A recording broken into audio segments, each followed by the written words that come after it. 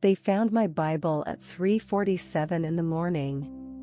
I know the exact time because I was staring at the clock on my phone when I heard my bedroom door explode open. No knock, no warning, just the violent crack of wood against marble. My father stood in the doorway, and in his hand, held up like a dead animal, was my leather-bound Bible. The one I'd hidden inside a hollowed-out copy of the Quran. The one I thought no one would ever find.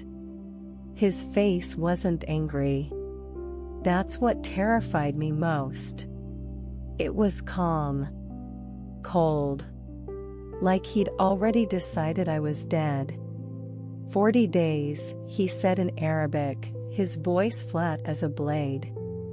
40 days in the desert. That's what the prophet did to purify himself. You will do the same. And if your Jesus is real, he threw the Bible at my feet. Let him save you. I want you to understand something. I wasn't some poor village girl. I was a princess, not by title, but by wealth. My father owned oil refineries that stretched across 3 countries. Our palace in Riyadh had 27 bedrooms, fountains that ran with rosewater, and chandeliers imported from France that cost more than most people earn in a lifetime. I wore abayas stitched with real gold thread. My skin smelled like oud and saffron. I had never cooked a meal, never cleaned a floor, never walked more than a few steps without servants bowing. But I had also never felt the sun on my hair. Never chosen my own clothes. Never spoken to a man who wasn't family. Never asked a question that mattered. My mother used to say, Jannah begins with obedience. Paradise begins with obedience. So I obeyed. I prayed 5 times a day, my forehead pressed against a silk prayer rug while my heart felt nothing. I fasted during Ramadan until my stomach cramped and my vision blurred. I memorized Quranic verses in Arabic, a language I barely understood, and recited them like a trained parrot. I was good. I was perfect. I was dying inside. Every morning, I woke up in a bedroom that looked like something from a magazine, white silk curtains, a bed so large I felt lost in it, mirrors framed in gold, and I would stare at my reflection and think, is this all there is? The call to prayer would echo from the mosque next door, that haunting, beautiful sound that was supposed to draw me closer to Allah. But instead, it made me feel more alone. Because I was praying to someone I wasn't sure was listening. I was worshipping out of fear, not love. And deep down, in a place I didn't dare speak out loud, I wondered, what if there's more? What if everything I've been taught is wrong? My father controlled everything. What I ate. What I wore. Where I went. Who I spoke to. He wasn't cruel in the way you might imagine. He never hit me, never screamed, but his control was absolute. When he looked at me, I felt like an investment, not a daughter. A commodity to be traded at the right price. I was 19 when he told me I'd be married within the year to a man I'd never met. A business partner. 53 years old. I remember sitting in the women's majlis, surrounded by my aunts who smiled and congratulated me like I'd won a prize, and all I could think was, I'm being sold. That night, I did something I'd never done before. I prayed differently. Not the memorized prayers, not the ritual rocket, I just talked. To whoever might be listening. If you're real, I whispered into the darkness of my room, tears soaking my pillow, show me. Please. I can't live like this anymore. I didn't know it then, but that prayer, that desperate, broken prayer, was the beginning of everything. the beginning of my death, and the beginning of my life. Because 3 weeks later, I found the book that would destroy my world and save my soul. But I'm getting ahead of myself. Let me take you back to the exact moment the cracks started to show. My father's name was Rashid Al-Zarani, and he was the kind of man who could end your life with a phone call. Not metaphorically. Literally. I'd seen him do it once when I was 15. A business partner had tried to cheat him, something about a contract, numbers that didn't add up, and my father sat at his desk in his study, surrounded by floor-to-ceiling bookshelves filled with books he never read, and made a single call. 3 sentences in Arabic. That was all. 2 weeks later, that man's body was found in a construction site outside Jeddah. The official report said accident. My father said nothing. He didn't have to. When you grow up in that kind of wealth, in that kind of power, you learn quickly that rules are for other people. My father lived in a world where money bought silence, influence bought loyalty, and fear bought obedience. He funded mosques. He gave to charity. He prayed in the front row every Friday, his white thobe perfectly pressed, his beard oiled and trimmed. Everyone called him a man of God. I called him Baba. And I was terrified of him. He wasn't the kind of father who played with his children or asked about our dreams.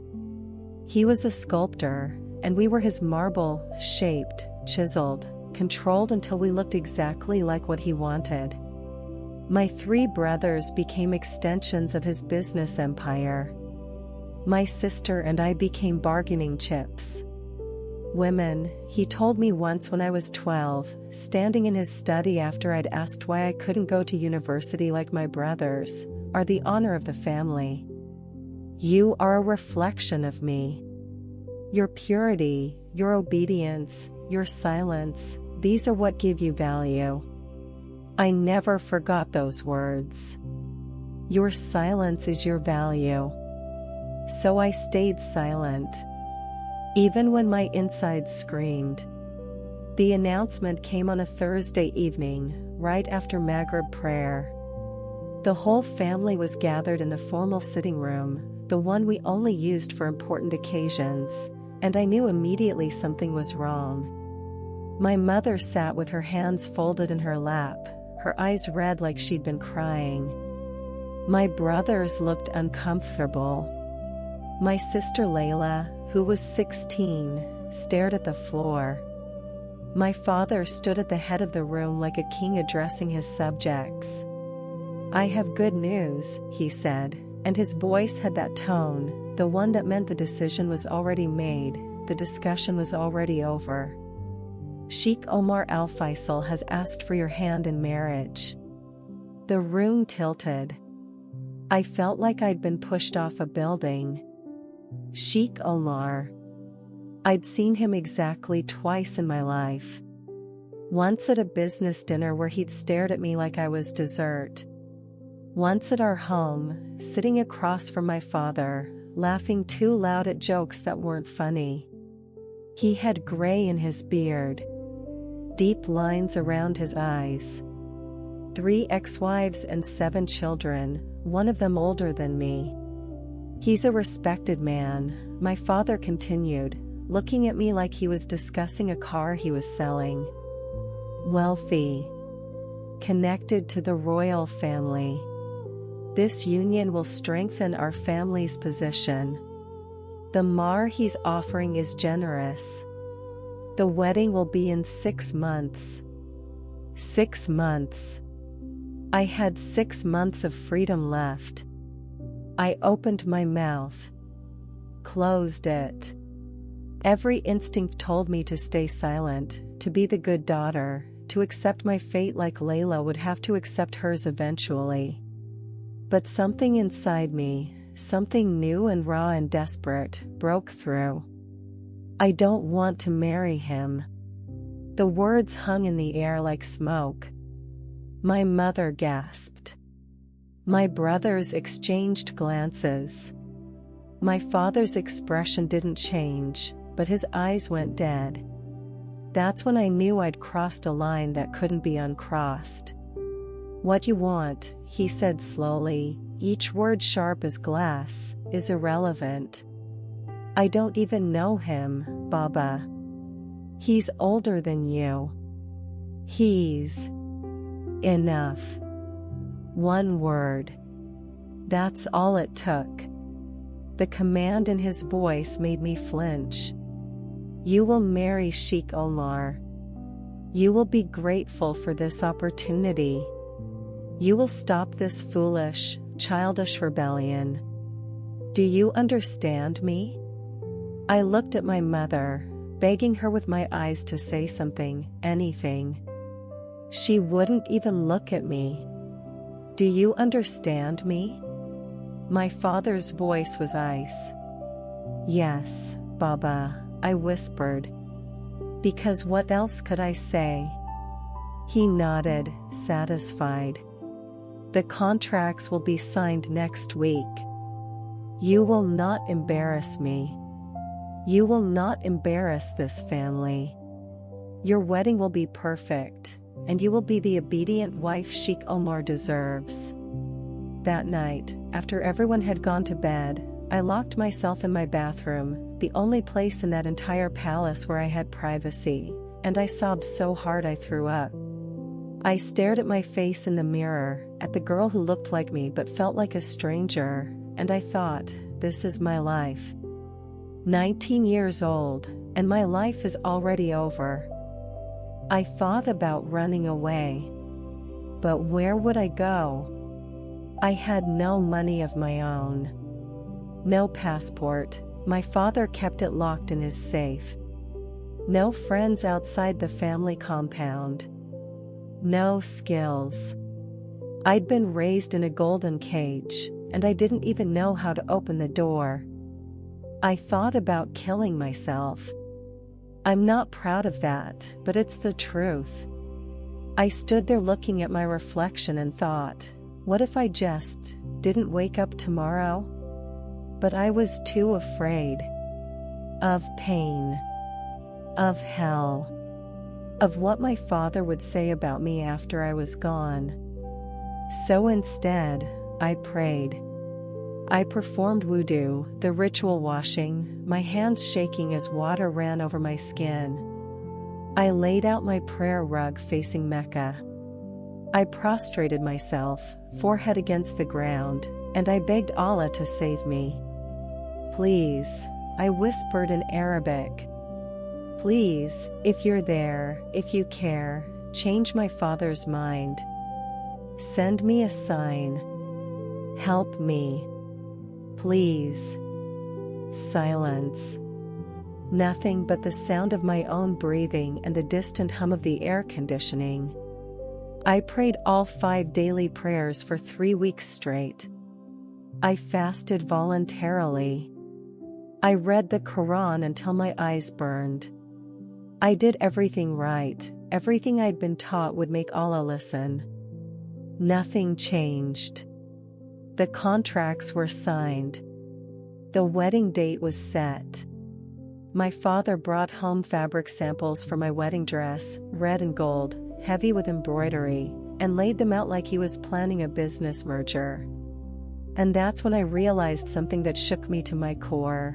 I was praying to someone who either couldn't hear me or didn't care.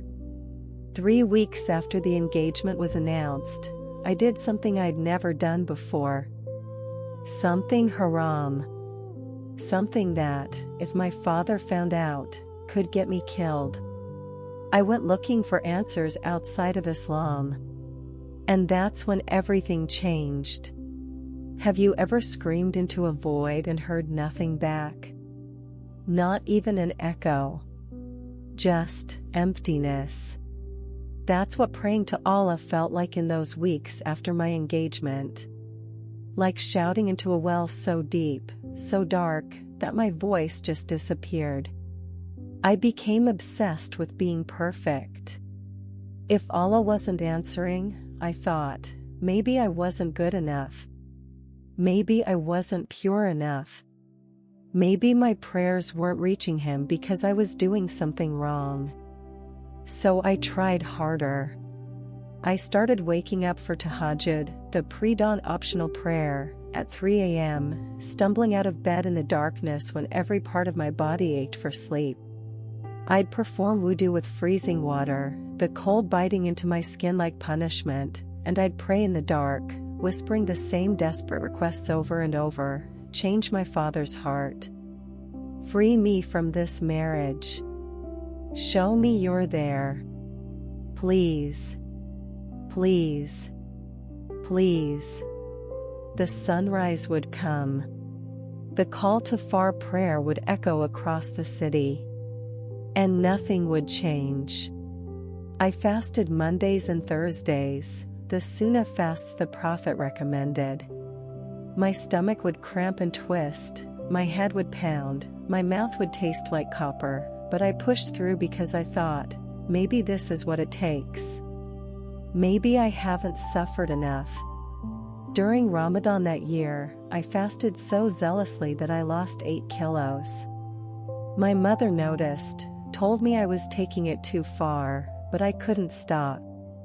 I thought if I could just be devoted enough, disciplined enough, righteous enough, then Allah would hear me.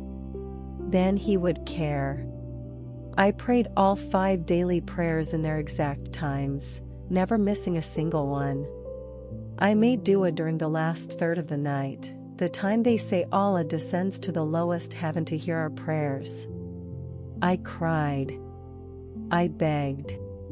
I prostrated until my forehead had a permanent dark mark, the zabiba, the raisin, that some people wear like a badge of honor because it proves how much you pray. Mine felt like a scar of unanswered desperation. I increased my Quranic recitation. Every day after ASR prayer, I would sit in my room with the Quran open on a wooden stand, rocking back and forth as I recited Arabic verses I'd memorized but didn't fully understand. The sounds were beautiful, rhythmic, haunting, ancient, but they were just sounds. Words that floated in the air and dissolved like smoke. I kept waiting to feel something. Peace. Comfort. Connection. Anything. Instead, I felt more alone than ever. My Aunt Fatima, my father's sister, a woman so religious she wore niqab even in the women's section of our home, came to visit one afternoon. She found me in my room, eyes swollen from crying, and sat beside me on the bed. "What's wrong, Habibti?" she asked, her voice soft. I couldn't tell her the truth. I couldn't say, I don't want to marry Sheikh Omar. I feel like I'm dying inside. I think Allah doesn't hear me. So I said something safer. I'm just struggling with my prayers lately. I don't feel connected. She smiled like she understood. That's shaitan, my dear. The devil trying to pull you away from Allah. You must push through. Pray more. Read more Quran. The feeling will come back. But what if it was never there to begin with? I didn't say that part out loud. She told me to recite Ayat al-Kursi 100 times a day. To listen to Quran recitation constantly. To avoid music, movies, anything that could corrupt my heart. She gave me a small vial of Zamzam water from Mecca and told me to drink it while making dua. I did everything she said. I drank the blessed water. I recited the verses. I avoided anything that might be sinful. And still, I felt nothing but emptiness. Do you know what that does to you? When you're told your entire life that if you just follow the rules, if you just submit, if you just believe hard enough, Allah will be close to you. Allah will answer you. Allah will love you. And then you do everything right, and you feel nothing. It's not just disappointment. It's deeper than that. It's terror. Because if Islam is the truth, if Allah is real and I'm doing everything correctly, then the only explanation for his silence is that I'm the problem. That I'm somehow fundamentally broken. Unworthy. Cursed. I started having panic attacks. They'd come out of nowhere, sitting at the dinner table, lying in bed, getting dressed in the morning. My chest would tighten like someone was sitting on it. My breath would come in short, desperate gasps. My hands would shake so badly I couldn't hold anything. My mother thought I was just nervous about the wedding. She'd stroke my hair and say, "It's normal, Habibi. Every bride feels this way. Once you're married, once you have children, you'll be happy. You'll see." But I knew that was a lie. I'd seen the women in my family, my mother, my aunts, my married cousins. They weren't happy. They were obedient. There's a difference. The wedding preparations continued around me like I was already a ghost. Dress fittings. Guest lists. Venue selections. My father hired the most expensive wedding planner in Riyadh. Everything had to be perfect. Everything had to impress. No one asked me what I wanted. Not once. Sheikh Omar came to visit twice more before the wedding. According to Islamic law, we couldn't be alone together, so we sat in the formal majlis with my father and brothers present. He talked about his businesses, his properties, his plans to expand into real estate in Dubai. He looked at me the way my father looked at his cars, assessing value, checking condition, making sure his investment was sound. When he left the second time, he kissed my father on both cheeks and said loud enough for me to hear, "She'll give me strong sons, inshallah." I can tell. I was a womb with a dowry. That's all I was to him. That night, I did something I'd never done before. I stood in my room, looked up at the ceiling, and I spoke to Allah not with reverence, not with submission, but with anger. "Why won't you help me?" I said out loud, my voice shaking. "I've done everything. Everything. I pray. I fast. I obey. What more do you want from me? Why do you feel so far away? Why don't you answer?"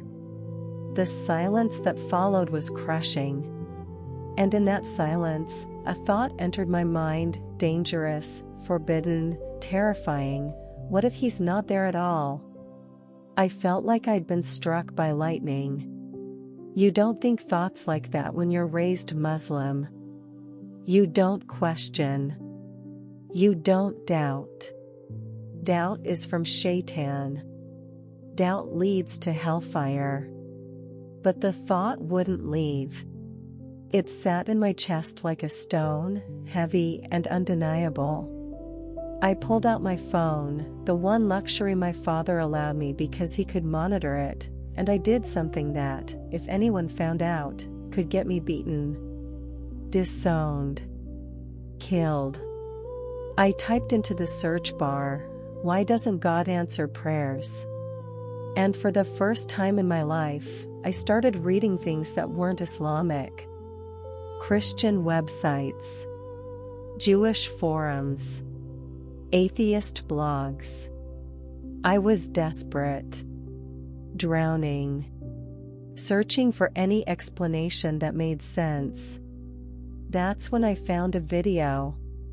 A testimony from a woman who looked like me, hijabi, Middle Eastern, speaking in Arabic with English subtitles. The title said, "I was Muslim. Then Jesus appeared to me. My hand hovered over the screen. Every part of me said, "Don't click it. This is haram. This is dangerous. This will lead you to hell." But another part, the part that was suffocating, the part that was dying, whispered, "What if she knows something you don't?" I locked my bedroom door. I put in my earphones. I turned the volume down low. And I pressed play. The woman in the video had my eyes. Sad eyes. Haunted eyes. The kind of eyes that have cried so many tears they've learned to hold them back. She sat in front of a plain white wall, wearing a simple hijab, and she spoke in Arabic with a softness that made me lean closer to my phone screen. "My name is Maryam," she said. "And I'm about to tell you something that will either save your life or make you hate me. Maybe both." I should have turned it off right then. Every alarm bell in my head was screaming. But I couldn't. It was like she was speaking directly to me, like she could see through the screen into my bedroom, into my soul. "I used to pray 5 times a day," she continued. "I fasted. I wore hijab. I did everything right. But inside, I was empty. And no matter how much I prayed to Allah, I felt nothing. Like I was talking to the ceiling.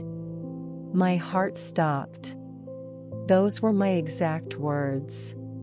The exact words I'd thought 100 times but never said out loud because they felt too dangerous, too blasphemous. She went on to tell her story, how she'd been depressed, suicidal, how she begged Allah for help and heard only silence. And then one night, she said, Jesus appeared to her in a dream. He called her by name. He told her he loved her. He showed her his hands, scarred, pierced, and said, "I did this for you." When she woke up, everything had changed. "I'm not telling you to become Christian," she said, looking directly into the camera, tears streaming down her face. "I'm telling you that Jesus is real. He's alive. And if you're watching this, if you found this video somehow, it's not an accident. He's calling you. Just like he called me." The video ended. I sat there in the darkness of my room, my phone screen fading to black, my heart pounding so hard I thought it might burst through my chest. Every part of my Islamic upbringing told me this was shirk, the unforgivable sin. Associating partners with Allah. Christians believe Jesus is God, and that's the one thing Islam says will send you to hell forever. I'd been taught since childhood, you can murder, you can steal, you can lie, Allah might forgive those. But if you say Jesus is God, there's no forgiveness. Only hellfire. I should have deleted the video. Deleted my search history. Made tawbah, repentance, and never thought about it again. Instead, I watched it again. And again. And then I went down the rabbit hole.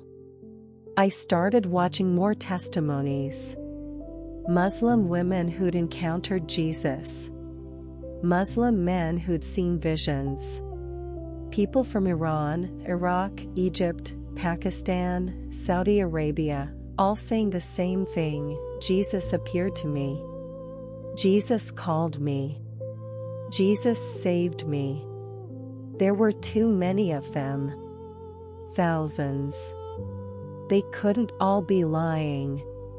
They couldn't all be crazy.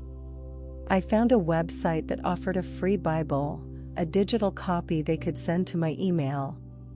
My hands shook as I filled out the form. I used a fake name, Layla Ahmed. I used an email address I'd created years ago that my father didn't know about. 3 hours later, I had a PDF Bible in Arabic on my phone. I stared at the file icon for 20 minutes before I had the courage to open it. Opening a Bible in Saudi Arabia, in my father's house, felt like opening a bomb. If anyone found out, if anyone saw, I was finished. At minimum, I'd be beaten, sent away to reform school, which was code for a place where they break you until you comply. At worst, I didn't let myself think about the worst. I opened it. The first book was Matthew. I didn't know how the Bible was organized. I'd been taught it was corrupted, changed, unreliable, not worth reading. But I started at the beginning anyway. The Sermon on the Mount. That's where I began. Blessed are the poor in spirit, for theirs is the kingdom of heaven. Blessed are those who mourn, for they will be comforted. Blessed are the meek, for they will inherit the earth. I read those words and something inside me cracked. Because I was poor in spirit. I was mourning. I was meek, crushed under the weight of my father's control, my culture's expectations, my religion's demands. And Jesus was saying, I was blessed. I kept reading. Late into the night, hiding under my blankets with my phone brightness turned down to almost nothing, terrified someone would walk in. Come to me, all who are weary and burdened, and I will give you rest. I was weary. God, I was so weary. Tired of performing. Tired of pretending. Tired of trying to earn love from a God who felt a million miles away. For God so loved the world that he gave his one and only Son, that whoever believes in him shall not perish but have eternal life. I stopped reading. Read that verse again. And again. God loved the world? Not just Muslims. Not just the righteous. Not just the ones who followed all the rules perfectly. The world. In Islam, I'd been taught that Allah loves only the righteous, only those who obey, only those who submit. His love is conditional. Earned. You have to perform to receive it. And even then, you're never sure.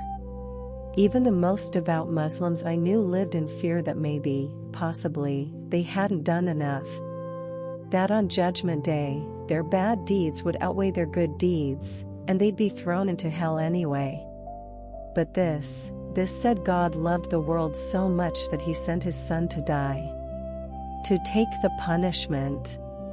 To pay the price we couldn't pay. That didn't make sense. Why would God do that? What kind of God sacrifices himself for his creation? I had so many questions. So much confusion. But underneath the confusion was something else.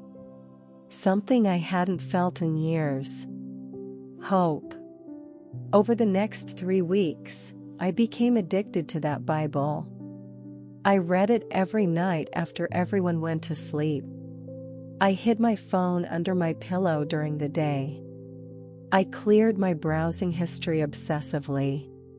I lived in constant terror of being caught. I read about Jesus healing the sick, feeding the hungry, touching the untouchable lepers, defending the woman caught in adultery, weeping at his friend's grave, forgiving the people who crucified him. Every story broke me a little more. Because this Jesus, he was nothing like what I'd been taught. I'd been told Christians worshipped a weak God, a defeated God, a God who let himself be killed. But as I read, I realized he chose to die. He had the power to stop it, but he didn't. Because he loved us that much. One verse in particular haunted me. Greater love has no one than this, to lay down one's life for one's friends. I thought about Allah. In Islam, Allah is distant, transcendent, completely separate from His creation. He commands. He judges. He decrees. But nowhere in all my years of Islamic study, had I ever been taught that Allah loves me the way this Jesus seemed to love people. I started praying differently. Not the ritual prayers, I still did those because I had to, because my family watched. But at night, alone, I would whisper into the darkness, Jesus, if you're real, show me. Please. I need to know. I can't keep living like this. If you're really God, if you really love me like this book says, I need you to prove it. Because I'm about to marry a man I don't love. I'm about to lose whatever's left of my life. And if there's any hope, any truth, any way out, I need it to be you. I prayed that prayer for 7 nights straight. Simple. Desperate. Honest. On the 8th night, I had the dream that changed everything. I was in a desert. Not the manicured gardens of my father's palace, but a real desert, endless sand, scorching heat, completely alone. I was dying of thirst. My lips were cracked and bleeding. My tongue was swollen. I fell to my knees, too weak to walk anymore, and I thought, this is it. I'm going to die here. And then I saw him. A man in white, walking toward me across the sand. He shouldn't have been able to walk like that. The sand was burning, shifting, but he moved like he was walking on solid ground. Like the desert itself was obeying him. When he got close enough for me to see his face, I stopped breathing. His eyes. I will never forget his eyes. They were the warmest brown, full of light, full of something I'd never seen before but recognized instantly, perfect love. No judgment. No anger. No disappointment. Just love so pure and complete that I started sobbing. Layla, he said. My real name. Not the fake one I'd used online. My name. Who are you? I whispered, even though somehow I already knew. He smiled. Gentle. Sad. Beautiful. I am the way, the truth, and the life. And I've been waiting for you. He knelt beside me in the sand, God Almighty, kneeling in the dirt, and he handed me a cup of water. Drink, he said. I drank. And the water tasted like... I can't even describe it. Like every good thing I'd ever wanted. Like peace and joy and freedom all at once. When I looked up, he was still smiling at me. I have heard every prayer you've ever prayed, he said. Every tear you've cried, I've collected. Every moment you felt alone, I was there.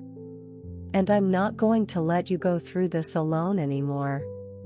Trust me, Layla.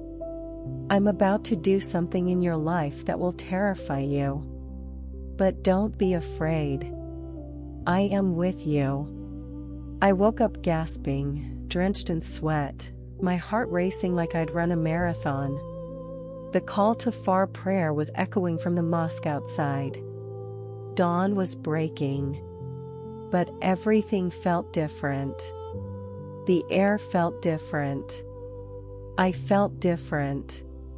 Because I knew, with a certainty I can't explain, that I'd never felt about Allah, that shook me to my core. I knew that Jesus was real. And I knew my life was about to explode. I need you to understand something. I wasn't looking for Christianity. I wasn't trying to leave Islam. I was just desperate. Drowning. Grasping for anything that might save me. But that dream, it wasn't just a dream. It was more real than anything I'd ever experienced while awake. For the next 3 days, I walked around in a daze.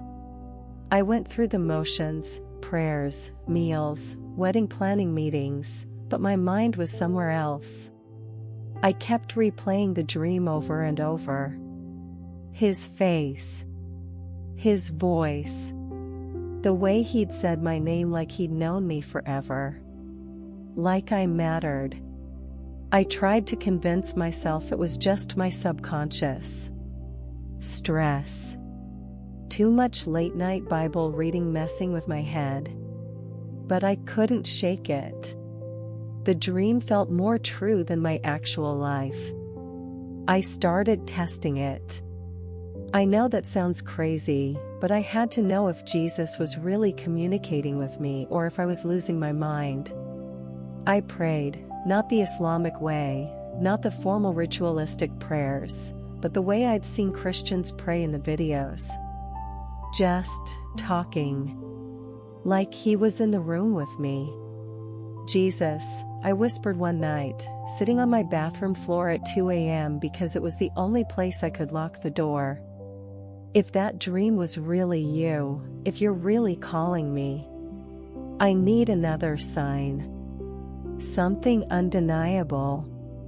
Because what you're asking me to do, following you, it will cost me everything. My family. My safety. Maybe my life. So please, if you're real, prove it. I went to bed that night expecting nothing. Instead, he came back. This time, I wasn't in a desert.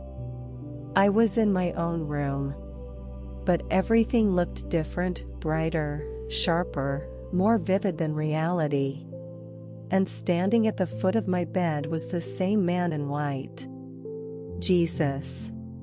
But this time, I could see more details. The scars on his hands, not bleeding, but healed, like old wounds that told a story. His hair was dark, falling past his shoulders. His skin was olive brown, like mine. He looked Middle Eastern. He looked like he could have been my brother. But his presence, there's no way to describe it adequately. It was like being near the sun. Overwhelming. Powerful. But instead of burning, it felt like being wrapped in the warmest embrace. Like coming home after being lost your entire life. You asked for a sign, he said, and his voice wasn't loud, but it filled every corner of the room, every corner of my soul. I am your sign. I am the answer to every prayer you've ever prayed. Every question you've ever asked. I am the truth you've been searching for. I was shaking. Crying. I fell out of my bed onto my knees without even thinking about it. But I'm Muslim, I stammered. I'm supposed to. I've been taught that you're just a prophet. That claiming you're God is shirk.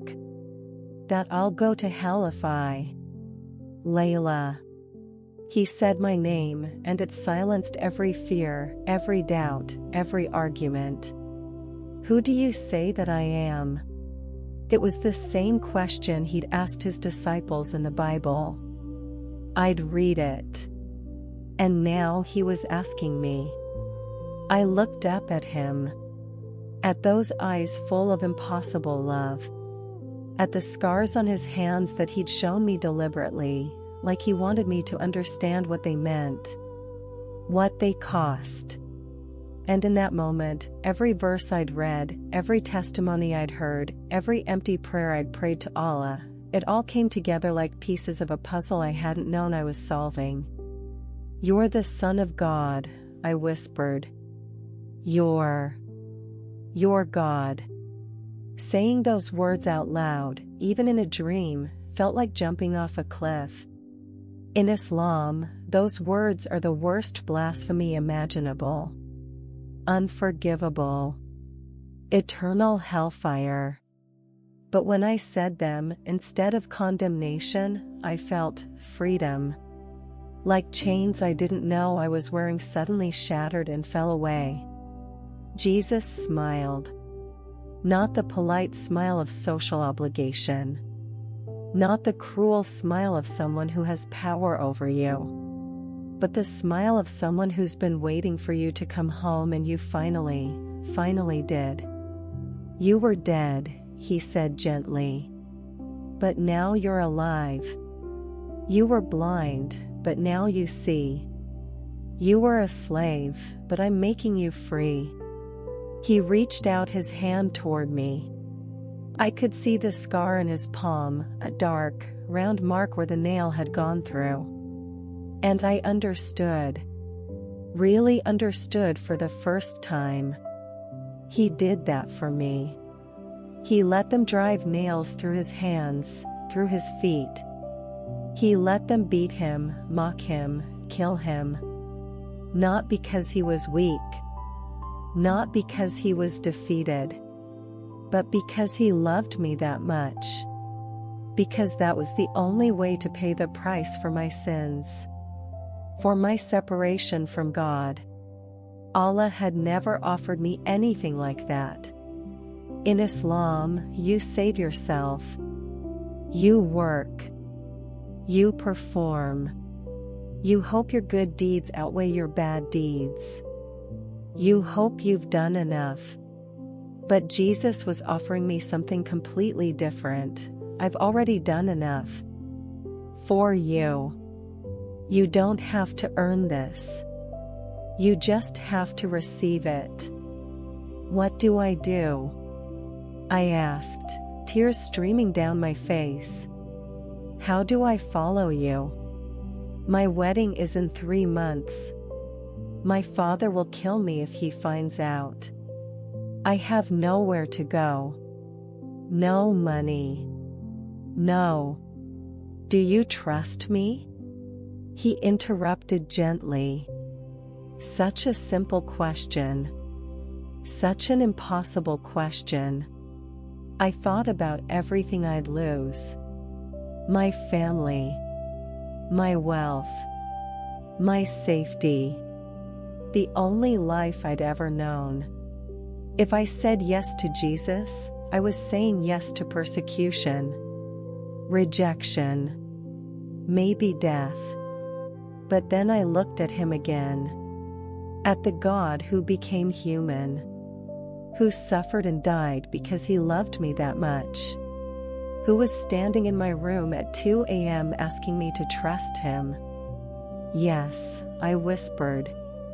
I trust you. Then follow me. I will show you the way. Step by step. You won't see the whole path right now. But I am the light. I will guide you. And I promise you, I will never, ever leave you. Even when it feels like I'm not there. Even when you're afraid. Even when you face the worst moment of your life. I will be with you. He placed his hand over my heart, not physically touching me, but I felt it like electricity, like fire, like pure life flowing into me. And I heard him say one more thing before the dream ended.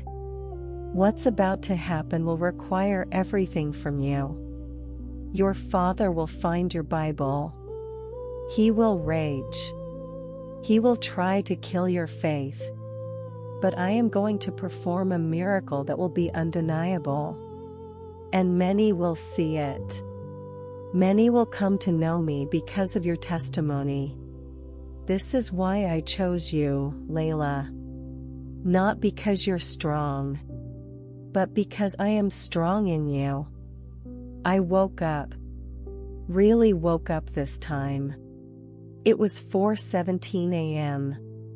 My room was dark and quiet and normal. But I was different. Fundamentally, completely different. I didn't just believe in Jesus anymore. I knew him. I'd met him, talked to him, been touched by him, and I knew with absolute certainty that everything he'd said was about to come true. I got up, walked to my bathroom, and looked at myself in the mirror. Same face, same hair, same body. But the eyes looking back at me weren't the same. They weren't empty anymore. They weren't hopeless. For the first time in 19 years, I looked alive. I knelt on the cold tile floor, and I prayed, not to Allah, not to a distant, silent God, but to Jesus. To the God who'd proven he was listening. Who'd proven he cared. Jesus, I said, my voice steady despite my tears. I don't know what's coming. I'm terrified. But I'm yours. Whatever it costs. Whatever happens. I belong to you now.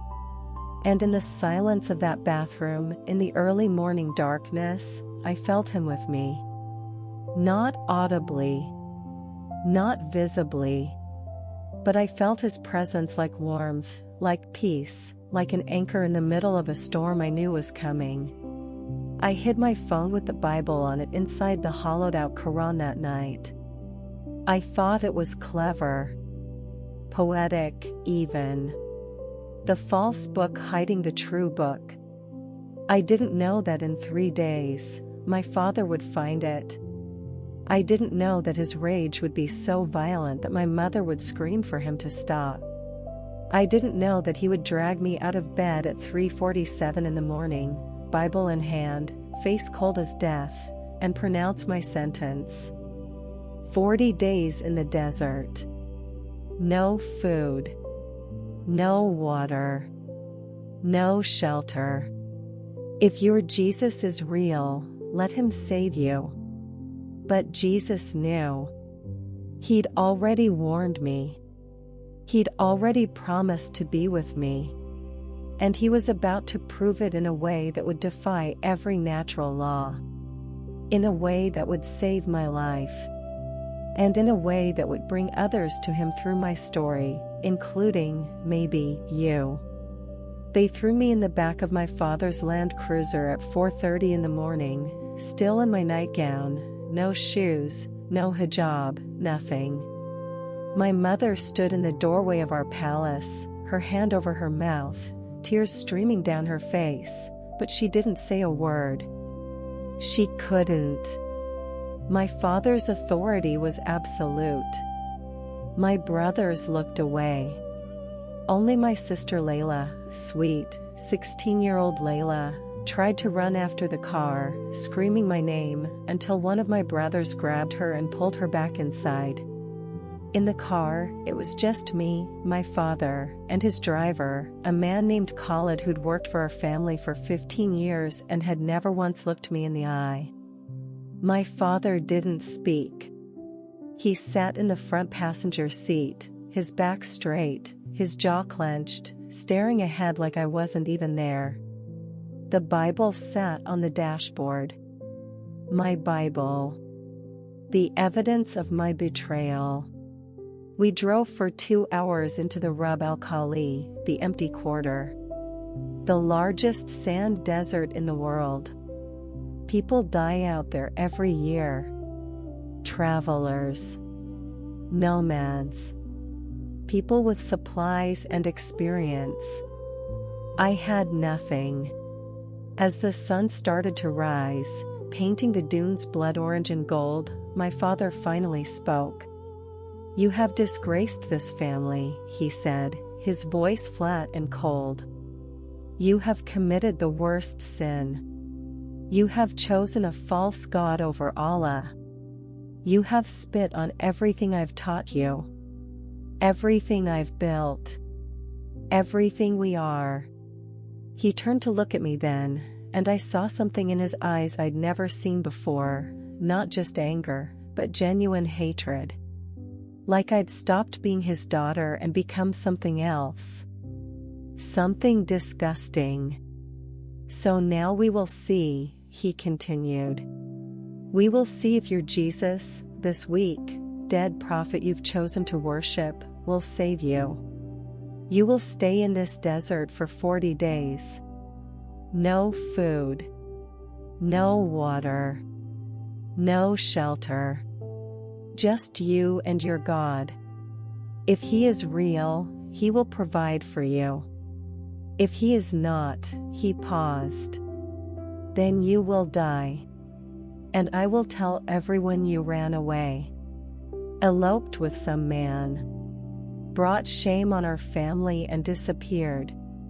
No one will look for you. No one will mourn you. I should have been terrified. Part of me was. But another part, the part that had met Jesus, that had heard his promise, was strangely calm. Baba, I said quietly. I love you. And I'm sorry I've hurt you. But I can't deny what I've seen. Jesus is real. He appeared to me. He.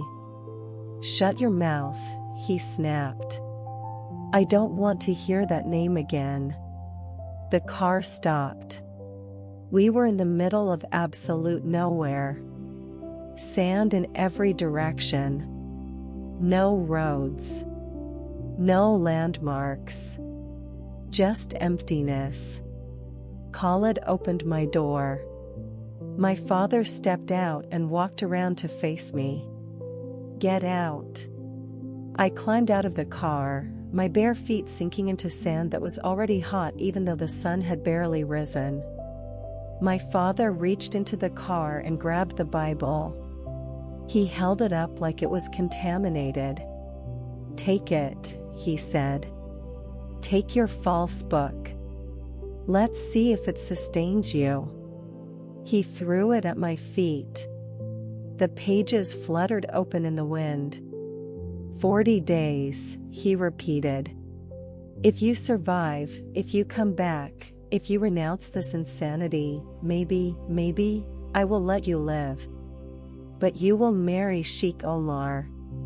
You will be a good Muslim wife. And you will never speak of this again. Do you understand?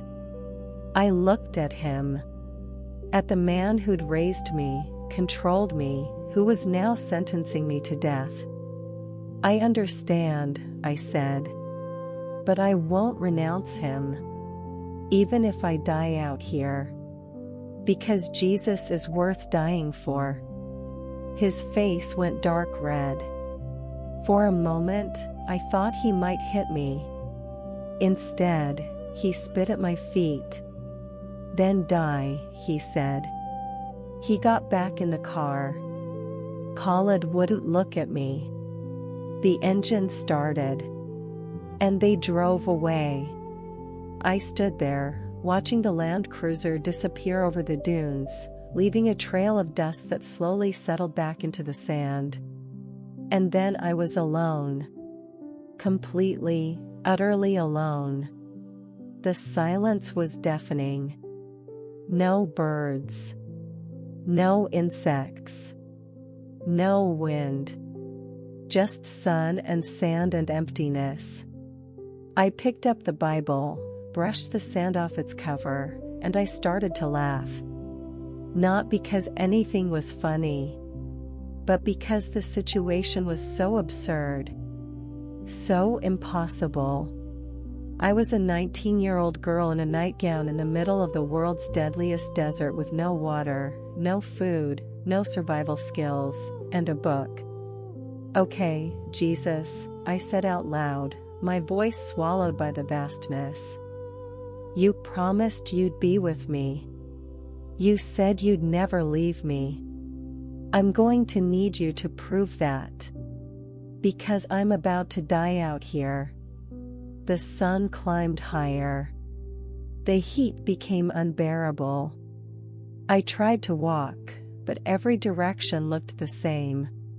I had no idea which way was north, south, civilization, or deeper into the void.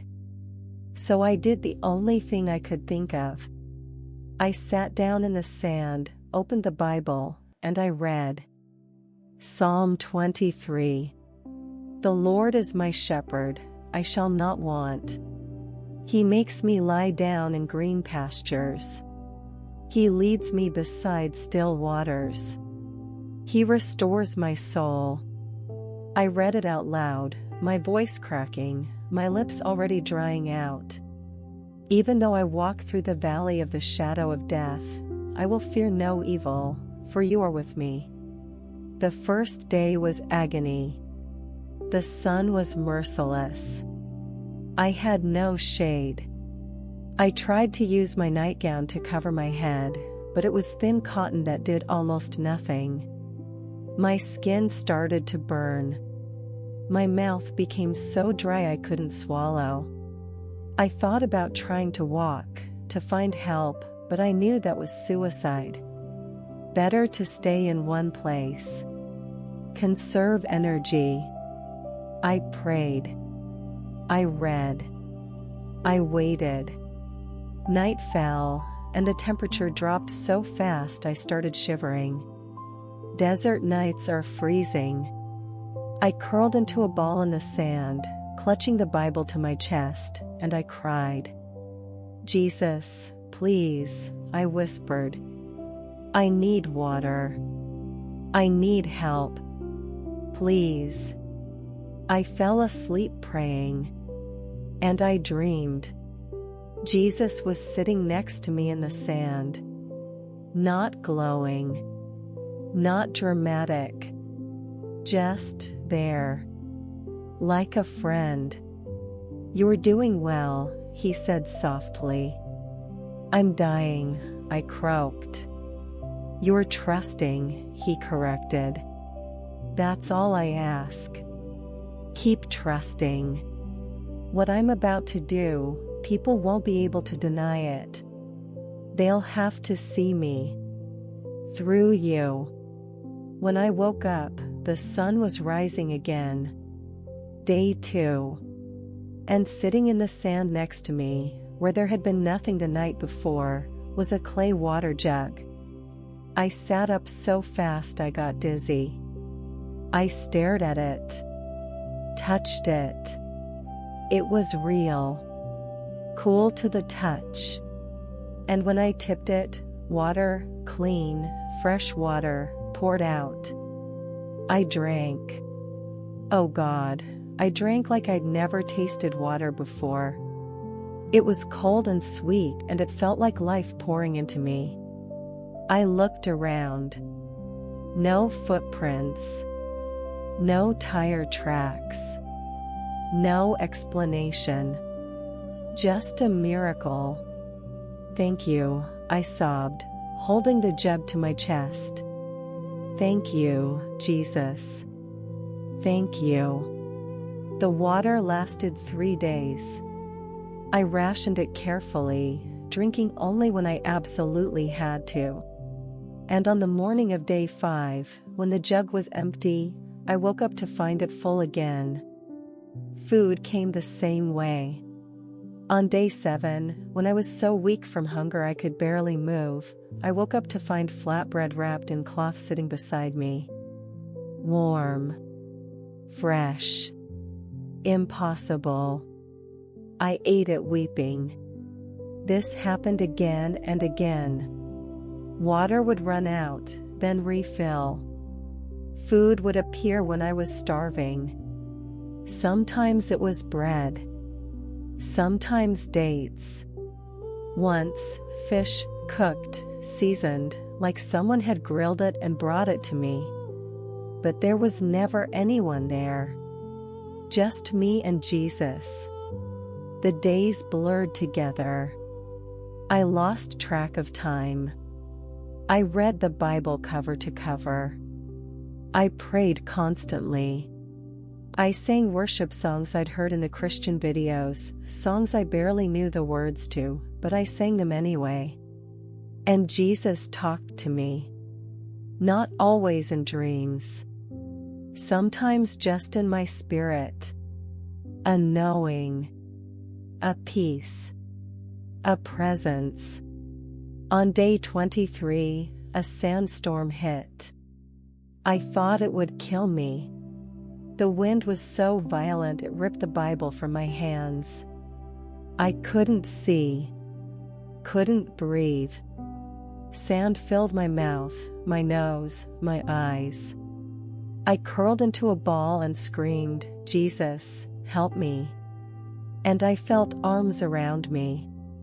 Real, solid, physical arms. Holding me. Covering me. Protecting me. When the storm passed 3 hours later, I was buried in sand up to my waist. But I was alive. And there were no footprints around me except my own. On day 30, I heard my father's Land Cruiser in the distance. They were coming back to see if I was dead. I stood up, sunburned, skinny, my nightgown in tatters, my hair wild, but I was alive. Strong. Radiant. The car stopped.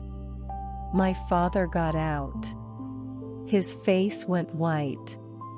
"How?" he stammered. "How are you alive?" I picked up my Bible, battered, sand-worn, but intact.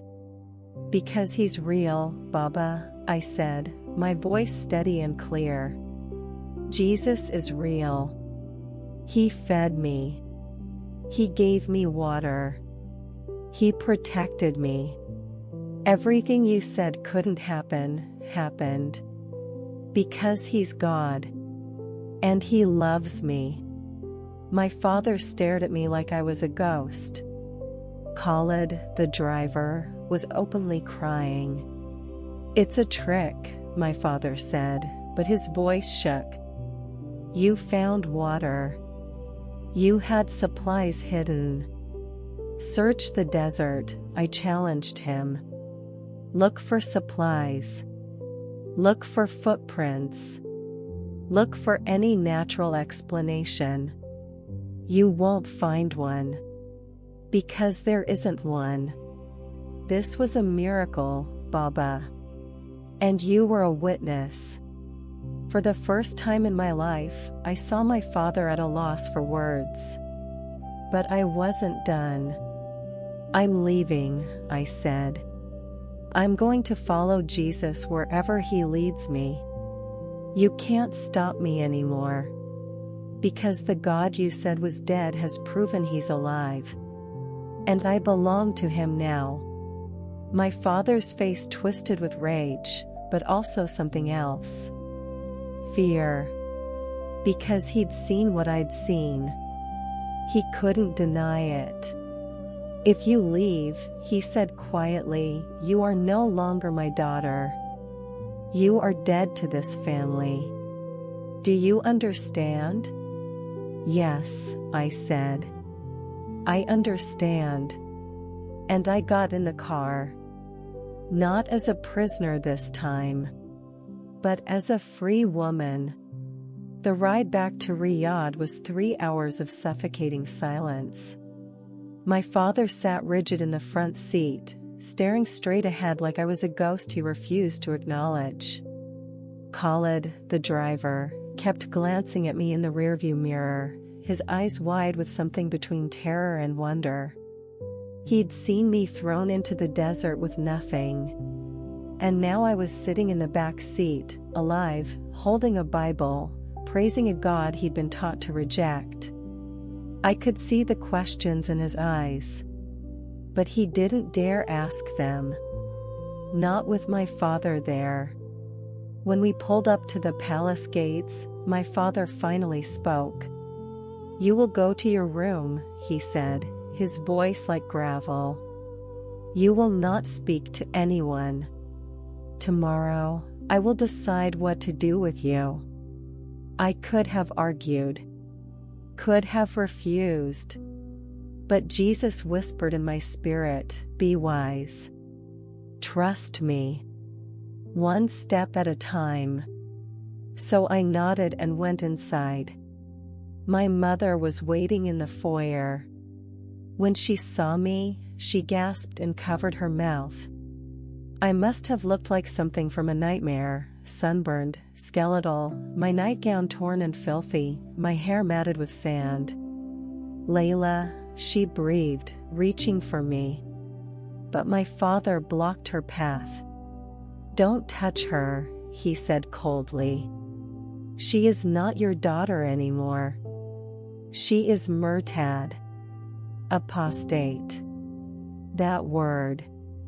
In Islam, it's the worst thing you can be. Worse than a murderer. Worse than a thief. An apostate is someone who's left Islam. And the punishment, according to Sharia law, is death." My mother started crying. My sister appeared at the top of the stairs, her face pale with shock. My brothers emerged from the sitting room, looking at me like I was contaminated.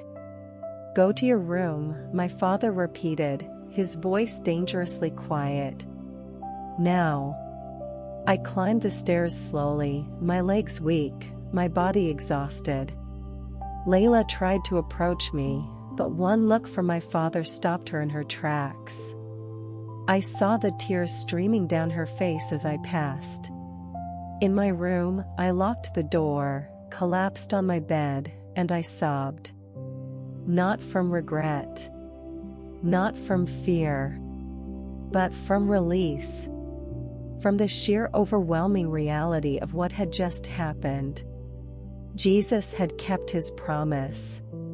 He'd sustained me for 30 days in the desert. He'd fed me. Given me water. Protected me through a sandstorm. Brought me back alive. He was real. Undeniably, impossibly real. I showered for the first time in a month, watching sand and dirt swirl down the drain. I stared at my reflection in the mirror. I'd lost at least 15 kilos. My cheekbones were sharp, my eyes hollow, but I looked more alive than I'd ever felt. That night, I heard my father on the phone. His voice carried through the walls, angry and urgent, speaking in rapid Arabic. "She survived. I don't know how, some kind of trick, no supplies. I searched. Yes, she still has the book. She says Jesus. I know it's impossible, but she refuses to recant.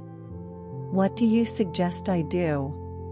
He was calling the imam, the religious authorities, getting advice on how to handle an apostate daughter. I knew what that meant. I'd heard stories.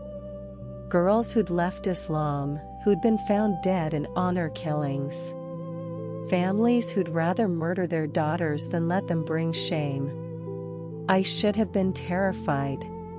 But instead, I felt that same supernatural peace I'd felt in the desert.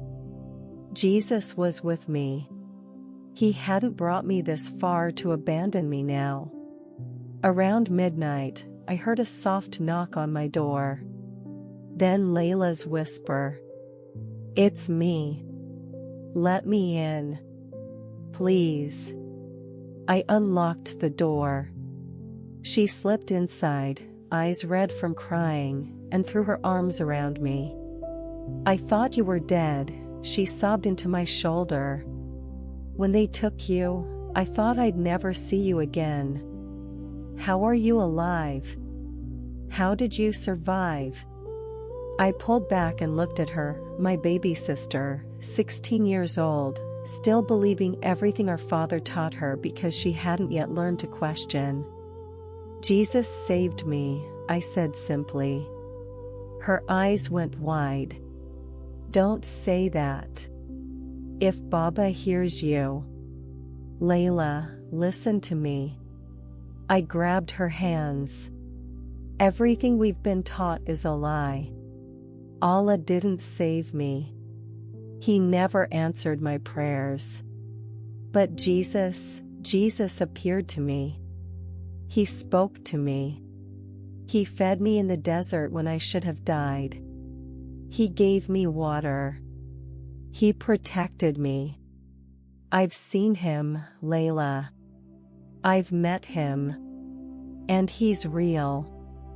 She was shaking her head, pulling away.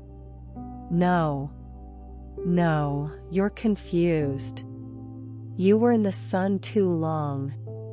You're not thinking clearly. This is Shaitan. It's not Shaitan, I said firmly. How do you explain how I survived? 30 days, Layla. No food. No water. In the Rub al Khali. People die out there in 3 days. How am I standing here? She didn't have an answer. I could see the war happening behind her eyes, everything she'd been taught versus what she was seeing with her own eyes. I'm leaving, I told her. I don't know when or how, but Jesus is going to make a way. And when I go, I need you to remember this conversation. Remember that your sister loved you. That I didn't leave because I stopped caring about this family. I left because I found the truth.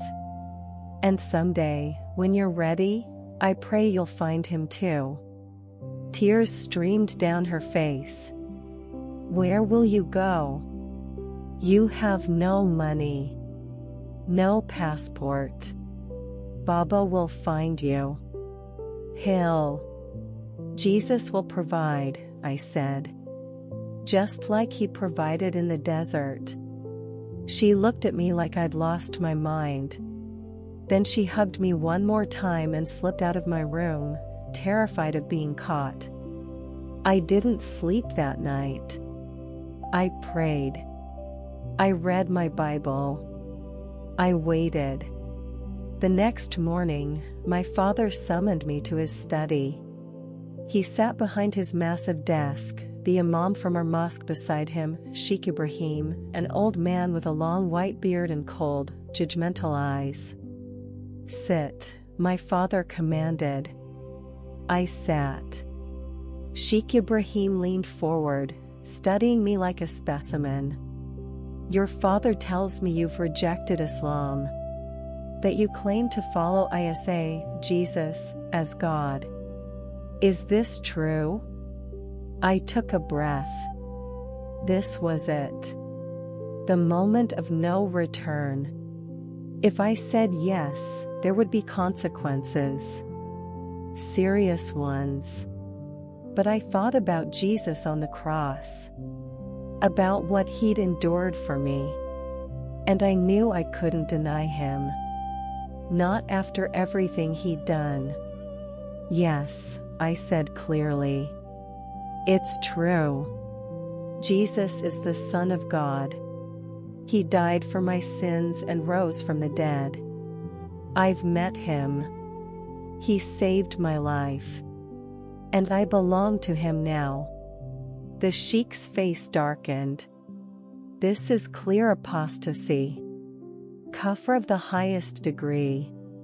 Do you understand what this means? I understand.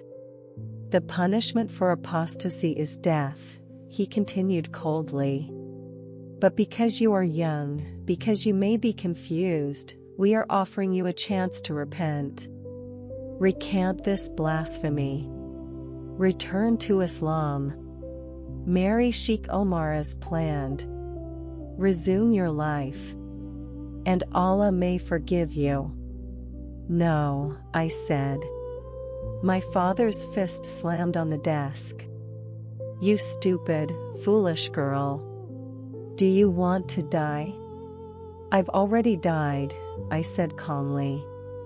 My old life is dead. I'm alive in Christ now. And nothing you say or do will change that. The sheikh stood. Then you leave us no choice. You will be confined to this house. No phone. No computer. No contact with the outside world. You will be given 1 month to reconsider. If after 1 month you still refuse to recant, we will proceed with other measures. Other measures. He meant killing me. He was too polite to say it directly, but we all knew. I won't change my mind, I said. We'll see, my father said darkly.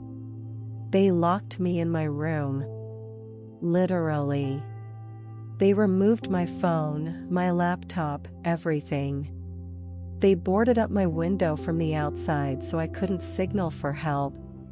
They brought me food twice a day through a slot in the door like I was a prisoner. I was trapped in a golden cage once again. But this time, I wasn't alone. Jesus was with me. I felt his presence constantly. And I had my Bible. They'd tried to take it, but I'd hidden it under my mattress, and somehow they'd missed it.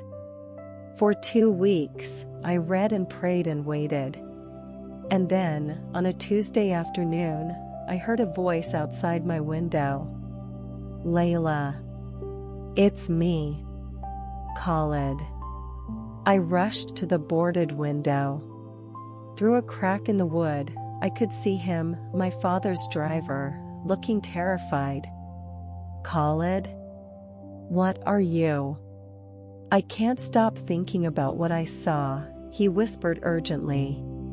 In the desert. How you survived. I've driven that route 100 times. I know what it's like out there. No one survives 30 days. No one. But you did. And his voice broke. I need to know more about your Jesus. My heart nearly exploded. He's real, Khalid, I said through the crack. Everything I said is true. He's the way, the truth, and the life. And if you're asking about him, it's because he's calling you too. Your father is planning to send you away, he said quickly. To a place where they reform girls like you. It's in the mountains. I've heard stories.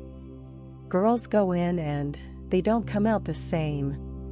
Some don't come out at all. My blood ran cold. I'd heard of those places too.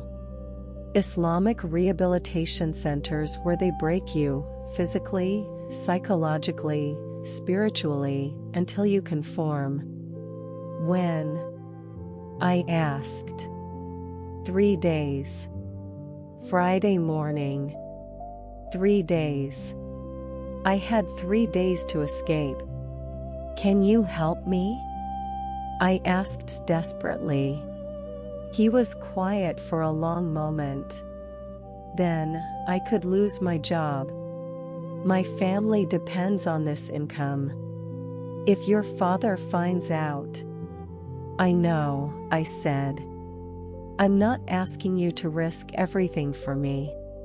But if you can help, even just a little, Jesus will reward you. I promise.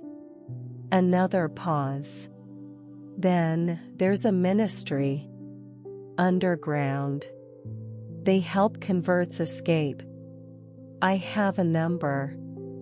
I'll try to contact them. But I can't promise anything. Thank you, I breathed.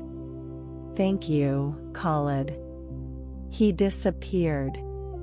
I fell to my knees and prayed harder than I'd ever prayed. Jesus, you brought me out of the desert. Please bring me out of this. Make a way where there is no way. Use Khalid. Protect him. And if this is how my story ends, if I'm meant to die here, then let my death bring glory to you. 2 days later, at 2 a.m., I heard scratching at my door. Then a key turning. The door opened. Khalid stood there, holding a black abaya and niqab. "We have 10 minutes, he whispered. "Put these on. Keep your head down. Don't speak. There's a car waiting 2 streets away. They'll take you to a safe house. From there, I don't know. But it's your only chance." I grabbed my Bible, threw on the abaya, covered my face with the niqab, and followed him through the silent palace. My heart pounded so loud I was sure someone would hear. Every shadow looked like my father. Every sound like footsteps. But we made it to a side door. Khalid unlocked it. "Go," he urged. 2 streets north. Black Toyota. License plate ends in 743. "They're waiting." "Khalid," I said, grabbing his arm. "Why are you doing this?" His eyes filled with tears. "Because if your God can save you in the desert, maybe he can save me too." "He can," I said. "He will. Keep seeking him. He's already found you." And then I ran. Through the dark streets of Riyadh, my breath coming in gasps, my legs shaking, I ran toward freedom. I found the Toyota. Jumped in. The driver, a Pakistani man I'd never seen before, didn't ask questions. He just drove. As we left Riyadh behind, as the city lights faded and the desert stretched out before us again, I realized I'd lost everything. My family. My wealth. My home. My safety. My entire identity. But I'd gained something infinitely more valuable. I'd gained Jesus. And that was worth everything. I'm recording this testimony from a small apartment in a country I can't name, in a city I can't reveal, because my life still depends on secrecy. It's been 2 years since that night I escaped. 2 years since I ran through the dark streets of Riyadh with nothing but a Bible and the clothes on my back. 2 years since I lost everything I thought defined me. And they've been the most beautiful, painful, miraculous 2 years of my life. The underground network that rescued me moved me through 3 countries in 2 weeks. I stayed in safe houses, tiny rooms with strangers who risked their lives to shelter me. Ex-Muslims like me. Converts. Refugees. People who'd left everything to follow Jesus. I learned quickly that I wasn't alone. There are thousands of us. Secret believers scattered across the Middle East, meeting in hidden house churches, baptizing each other in bathtubs, worshipping in whispers because the cost of being discovered is death. But even in the fear, even in the hiding, there's a joy I can't describe. A freedom that has nothing to do with physical safety and everything to do with knowing the truth. With knowing Him. I was baptized 4 months after my escape. In a swimming pool at 3 a.m., by a former imam who'd encountered Jesus in a dream just like I had. When I came up out of that water, I was sobbing so hard I could barely breathe. Because I understood what it meant now. I'd died to my old life. And I'd been raised to new life in Christ. My old name, Layla, means night in Arabic. So I chose a new name for my new life, Noor. It means light. Because that's what Jesus did for me. He brought me out of darkness into His marvelous light. I won't lie to you and say it's been easy. I have nightmares about my father finding me. I jump at loud noises. I cry when I think about my mother and Layla, wondering if they hate me, if they pray for me, if they ever think about what they saw in that desert. I've lived on almost no money. I've worked jobs I never imagined I'd have to work, cleaning houses, washing dishes, anything to survive. I've gone hungry more times than I can count. I've slept on floors. I've been alone in ways that made the desert seem less lonely. But Jesus has never left me. Not once. When I had no food, someone would show up at my door with groceries. When I couldn't pay rent, money would appear, an anonymous donation, a gift from a believer I'd never met. When I was sick and alone, Christian sisters came and sat with me, prayed over me, loved me. The same Jesus who fed me in the desert has fed me in the city. The same Jesus who gave me water from an impossible clay jug has provided for me in impossible ways again and again and again. And He's given me something I never had in my Father's palace: purpose. I started sharing my testimony online 6 months ago. I was terrified. My face is hidden. My voice is disguised. But I knew I had to speak. Because Jesus didn't save me just for me. He saved me so that others could hear and believe. The responses have been overwhelming. Thousands of messages from Muslims, mostly women, across the Middle East, North Africa, Asia. Women trapped like I was trapped. Women crying out to Allah and hearing nothing. Women desperate for hope. I had the same dream, they write. Jesus appeared to me too. I found a Bible and I can't stop reading it. I'm terrified, but I think He's real. I want what you have. How do I find Him? Every single message breaks my heart and fills me with hope at the same time. Because Jesus is moving across the Muslim world like wildfire.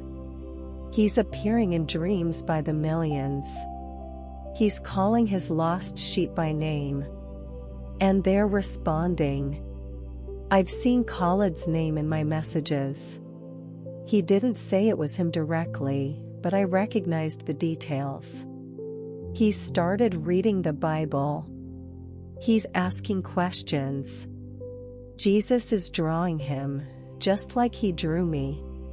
And my sister Layla, I got a message 3 months ago from an anonymous account. It just said, "I'm searching. Pray for me." No name. But I knew. I knew it was her.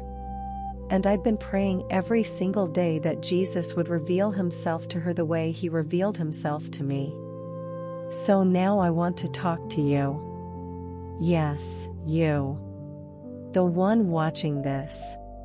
The one who found this video somehow, whether through an algorithm or a friend or something you can't explain. If you're Muslim and you've been praying to Allah and feeling nothing, I understand. I've been there.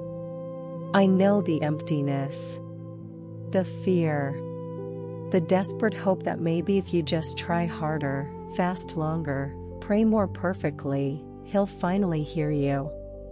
But what if the reason you feel empty is because you're praying to someone who can't fill you?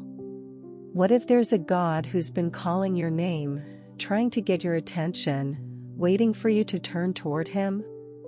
Jesus said, "I am the way, the truth, and the life. No one comes to the Father except through me." That sounds exclusive, narrow, offensive even. But what if it's not narrow? What if it's specific? What if He's the only way because He's the only one who paid the price for your sins? Islam teaches you to save yourself. Christianity teaches you that you can't, but Jesus already did. Islam gives you a list of rules and says, "Do this and maybe you'll earn paradise." Jesus says, "I've already done everything. Just receive it." Islam keeps you at a distance from God. Christianity invites you into relationship with Him. I'm not asking you to reject your culture or your family or your identity. I'm asking you to open your heart to the possibility that everything you've been taught might be wrong. And that the truth, the real truth, is standing at the door of your heart right now, knocking. If you're watching this and you're not Muslim, maybe you're an atheist, or you were raised Christian but walked away, or you've been hurt by religion, I want you to hear this. Jesus isn't religion. He's relationship. He's not about rules and rituals and performing to earn love. He's about grace. Undeserved, unearned, freely given grace. I didn't deserve to be rescued from that desert. I was a sinner. I was lost. I was dead in my sins. But Jesus rescued me anyway. Not because I was good enough, but because He loved me that much. And He loves you that much too. Maybe you're sitting there thinking, this is crazy. People don't get fed miraculously in deserts. Water doesn't appear out of nowhere. This is just a story. It's not real. I understand skepticism. I was a skeptic too. But I'm telling you, this happened to me. I lived it. I have the scars from the sunburn. I have the memories of the taste of that miraculous bread. I have the clay jug, yes, I still have it, sitting in my apartment right now as a reminder that God still does miracles. He's the same yesterday, today, and forever. The same Jesus who walked on water, who healed the blind, who raised the dead, He's alive. And He's still doing impossible things. Here's what I want you to do. If any part of this testimony has touched you, if there's even a tiny spark of curiosity, of hope, of what if, I want you to pray. Not a ritual prayer. Not something memorized. Just honest words from your heart. Pray this with me right now. Jesus, if you're real, show me. I don't understand everything. I have doubts. I have questions. But if you're truly God, if you truly died for me and rose again, if you can truly give me the peace and purpose this woman found, I want to know you. Reveal yourself to me. I'm opening my heart. Come in. Save me. I'm yours. If you just prayed that, even if you prayed it with doubt, even if you're not sure you meant it, something just shifted in the spiritual realm. Angels are rejoicing over you right now. Jesus, who's been pursuing you your entire life, just won the greatest victory. And let me tell you what's going to happen next. Your life is about to change. Not overnight. Not magically. But gradually, undeniably, Jesus is going to start revealing Himself to you. Through dreams. Through circumstances. Through other believers who will cross your path. Through the Bible, which I'm begging you to start reading. Start with the Gospel of John. Just read it. Ask Jesus to help you understand it. And watch what happens. But I also need to warn you, following Jesus will cost you something. Maybe everything. It cost me my family. My safety. My wealth. For some of you, it might cost less. For others, it might cost more. Jesus never promised it would be easy. He promised it would be worth it. And I'm here, 2 years later, living in hiding, having lost everything I thought mattered, to tell you, it is worth it. 1,000 times worth it. I would make the same choice again and again and again. Because knowing Jesus, really knowing Him, walking with Him, being loved by Him is better than anything this world can offer. Better than money.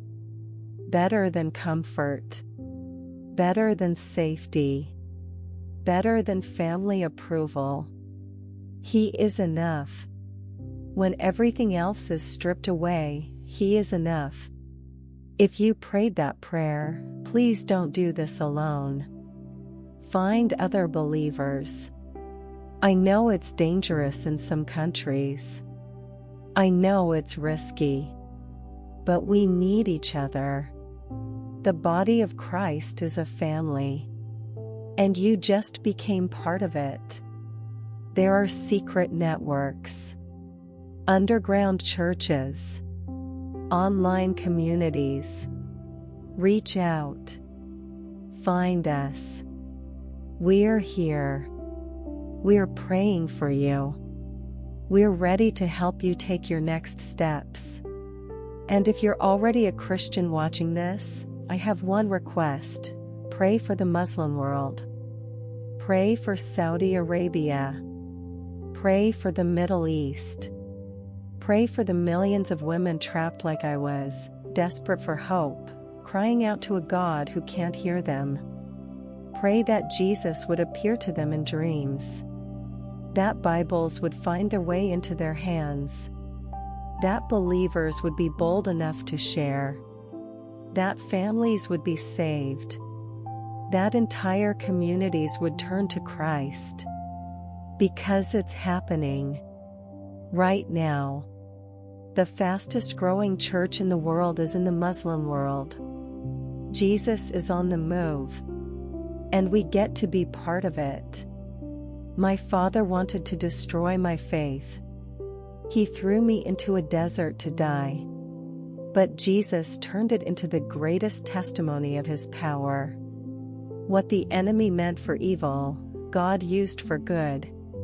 And if you're in your own desert right now, if you're trapped, afraid, hopeless, thinking there's no way out, I want you to hear this.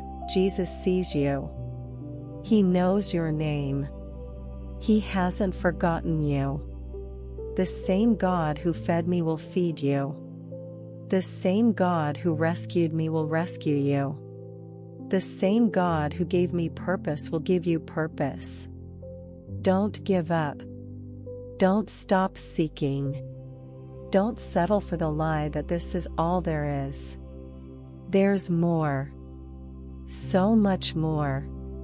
His name is Jesus. And He's been waiting for you your entire life. Come home.